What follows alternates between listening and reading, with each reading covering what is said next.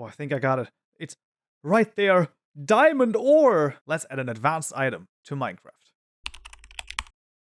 Alright, we find ourselves in IntelliJ once more, and in this tutorial, we're going to add a custom advanced item to the game. So advanced item, I basically put every item in there that we're going to create a custom class for. That's sort of the general gist of an advanced item for like my personal definition. It's not necessarily that you're gonna find everyone who agrees with that, but that's how I like to imagine custom advanced items to sort of be. So in the item package, right click, new package, and then custom. So I like to put the custom item classes into this custom package. That's not strictly necessary, it's only the personal choice basically. And instead of there, new Java class, and this will be the Dowsing Rod item. Right, this will extend item, and making sure that this is the case, then we'll hover over it and create constructor matching super. And now there's a, well, general thing I want to tell you about advanced items. There are some things in the item class that we can override. So if I middle mouse button click on this class, then you should get the contents of the class.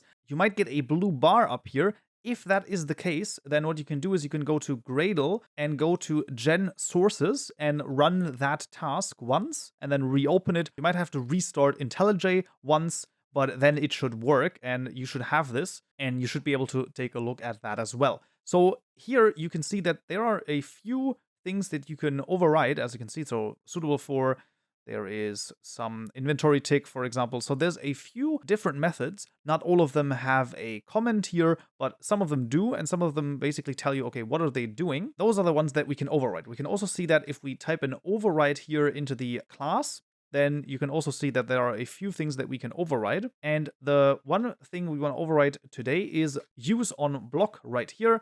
This is called when I right click a block. So this is the idea. And the dowsing rod, what it will do, just to sort of explain this, is we are going to be able to click a block, and then it's going to basically look down. So from that block, we're going to go down as far as we can until we hit a valuable ore, for example, or a valuable block. Now we can of course define what valuable blocks are, and we're going to go through this. So that's definitely a bit more advanced, but I'm sure that once I go through it and we're going to do this, that we'll get this, and it's a really cool effect. So let's see. The first thing we want to do is we want to say context.getWorld.isClient, and then we want to say we actually want to be on the client. Now, this is usually not the case, because in this case, what we are actually doing is we're outputting something for just the person or just the player that actually has this item and right-click with it.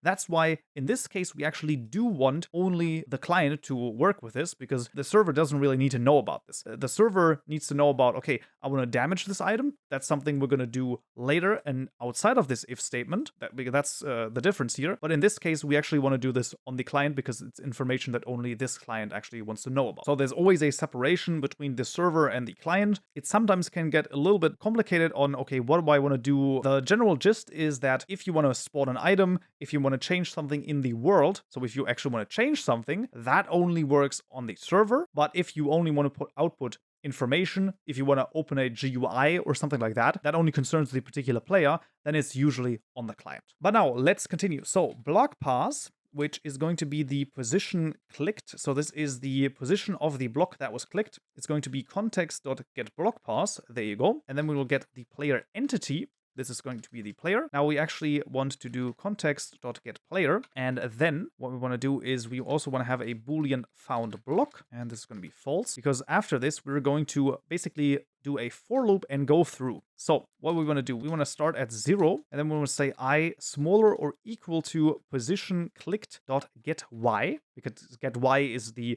axis from bedrock to basically the topmost layer, and then I plus plus. So let's think about this. How are we going through this? Well, we're basically saying, let's say I click a block on position Y, position 100. Then what I want to do is I want to go through and I want to count basically from 0 to 100. What we're going to do is we're actually going to go down. So the way that we will do this is we'll first of all get a block here. So this is going to be the block below, and then import this class as well. So this is the net Minecraft block class. And then what we want is the following. We want get context.getWorld.get block state at position clicked dot down, and then we want to go down by the amount that we have counted, like that, and then get block, and there you go. What is this? What is this? This always gets the block below the block that we've just previously right-clicked or that has previously been checked. So if we have, for example, I'm just gonna sort of draw this out here. So if we have 3 blocks, this is the block we clicked, then the first pass, we're gonna get this block in this variable here. And then after we've done everything that we want to do in this for loop, then we're going to check the next block, because then this I is going to be 1, and then we're going to go down 1. And this is going to happen all the way down basically to bedrock, or until we have, well, until we finished, until we've gotten to 0. And yeah, so then we actually want a little helper function that's gonna make us see, okay, is that block actually valuable? So we're gonna have a private boolean is valuable block, and this is going to take a block called block, and here we simply want to basically return if this block is valuable. Now this, we're gonna make a few things in here. So block equals blocks dot, for example, coal ore, and then we can also say ore block equals blocks dot, let's say, copper ore, and let's also add block equals blocks dot diamond ore. Now, in theory, of course, you would add a whole bunch of stuff here. You would add iron ore, gold ore, lapis, and all sorts of other things. This is, of course, a little bit inconvenient. So there's a few different ways that we could go around this.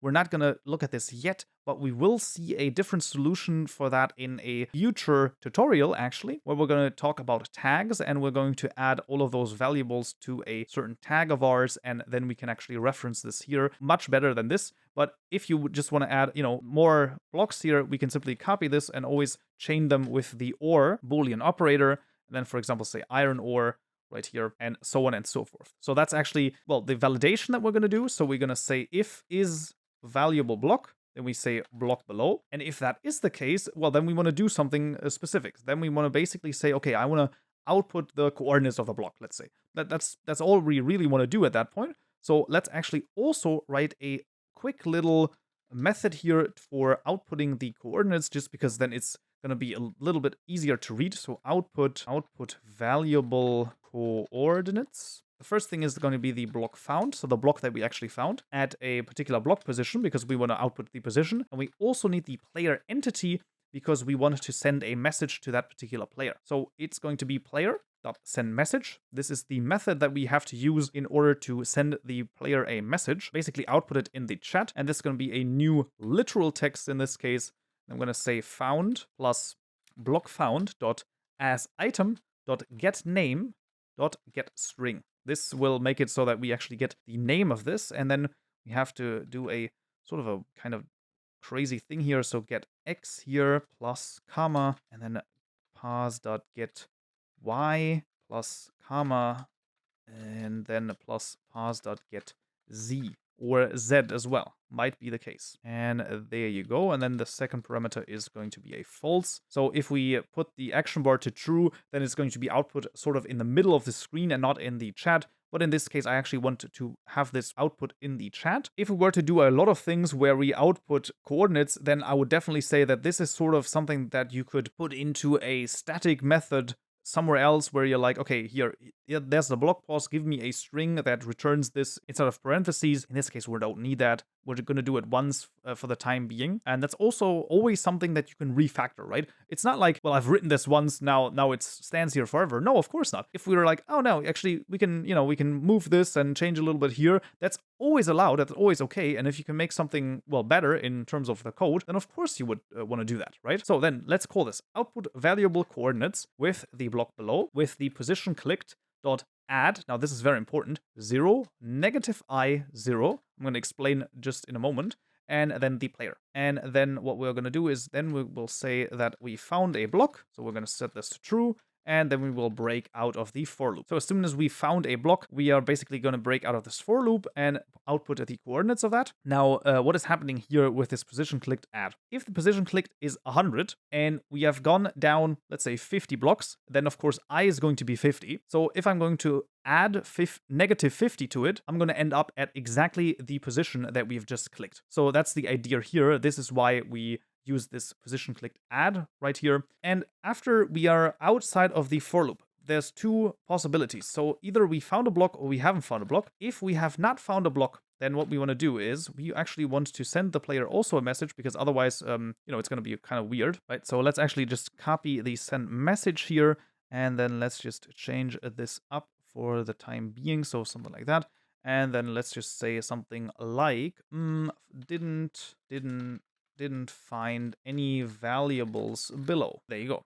Now, we are actually getting a few, well, sort of warnings here. This is because the player might be null. To actually combat this, what we can do is we can go up here and say objects.require non-null, and just in case the player in here, and then those will disappear.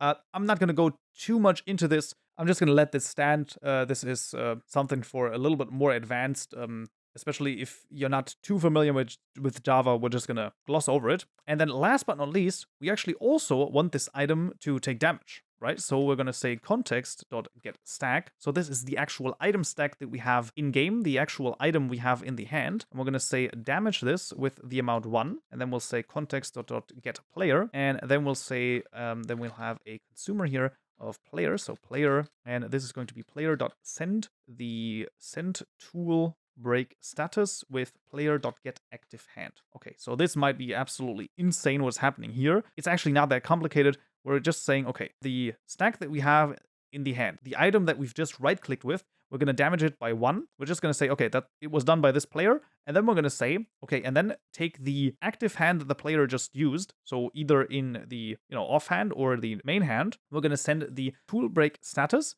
because if the tool breaks, then we have to play an animation. That's pretty much all we're doing here. And with that, the use on block method is actually done. As I've said, it can be a little bit more complicated. I hope it was sort of understandable. I've tried to walk through it. If there are any questions, of course, always feel free to leave me a comment, and I'll be sure to clarify a few things if there's something unclear. You can, of course, also take a look at the code here in the GitHub repository. And now let's actually register the item in the mod items class. To do that is actually going to be really easy. Let's just copy over the Ruby here, and this will be the dowsing_rod. And same here, dowsing_rod. And then instead of an item, we're going to make this the dowsing rod item. And then we will also add some damage. So we're going to say after the group max damage, and that's going to be 10, let's say. So we can use it 10 times before it breaks. I think that's a fairly good idea. In a real mod where you have this dowsing rod, you could, of course, also then add different tiers of dowsing rods. So you could have a wooden dowsing rod, you could have a iron dowsing rod, and so on and so forth. That would, of course, also work, which would be kind of cool, and with more damage, for example. But in this case, I think that is fine. So let's add the translation as well, so we don't forget that. So let's just duplicate this with Control-D, and then say dowsing_rod, and then it's going to be dowsing rod. There you go. And then we only need the item model and the texture. I will simply copy this over. This is really just the normal item model that you've seen a few times now. This simply points to the texture. This is, of course, also available, both the texture as well as the model, available in the GitHub repository linked in the description below. And now, after we've added all of this, and after we've added the crazy method here, let's see if it works. Alright, we find ourselves in Minecraft, and as you can see, the dowsing rod has been added. Now the real question is, can I right-click a block, and does it show me, okay, no valuables found, still no valuables found, oh no, oh, found iron ore, there you go. Oh, I'm feeling it. We're gonna find the diamond. I'm sure of it. We just have to go. Now, the reason why we're not actually damaging the item is because I'm in creative mode. If I go out of creative mode, then you can see then the item actually gets damaged as well. And as you can see, I can find all sorts of things, iron ore, and now it actually broke. So let's get the other one, and yeah, I can just go around and take a look. And as you can see, I'm finding a lot of stuff. It's actually really cool. Okay, maybe I've got a little more luck here. There it is! Diamond ore! We found it! We actually found diamond ore. There you go. So that's actually really cool. And yeah, that's the dowsing rod, the advanced item here. This is, of course, only one example of an advanced item that you can implement in Minecraft. You could do so many things. As you've seen, there are so many methods to override and so many ideas that you can really implement. This, once again, really shows you how important it is to know Java, right? And when you think about how many things we can override and how many methods there are, this is just, the tiniest bit that we've done now. However, this is it for this tutorial right here. I hope you found this useful and you learned something new. If you did, I would, of course, appreciate a like, and I will see you in the next tutorial. So, yeah.